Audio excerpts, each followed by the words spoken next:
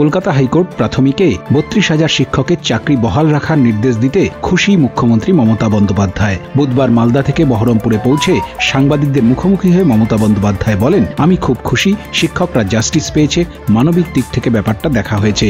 তিনি আরও জানান, কথায় কথায় কারোর চাকরি খেয়ে নেওয়া ঠিক নয়।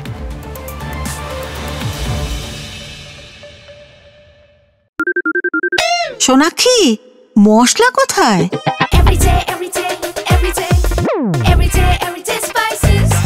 এভরিডে মশলা, দেশের স্বাদ।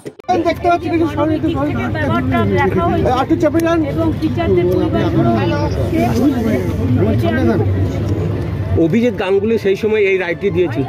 আমার কোনো কথা কারোর সঙ্গে বলার নেই। টিচাররা জাস্টিস পেয়েছে, কথায় কথায় কোথায় গিয়ে চাকরি খেয়ে নেওয়া, এটা তো ঠিক নয়। আমাদের চাকরি দেওয়া দরকার, খেয়ে নেওয়া দরকার বলছে।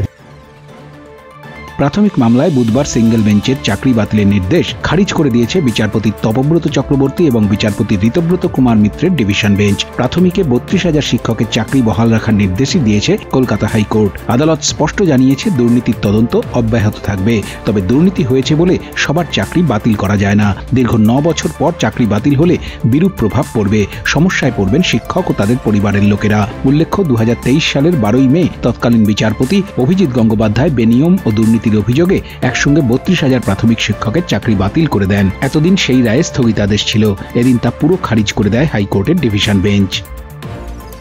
বহরমপুর থেকে পরাগ মজুমদারের রিপোর্ট, উত্তরবঙ্গ সংবাদ।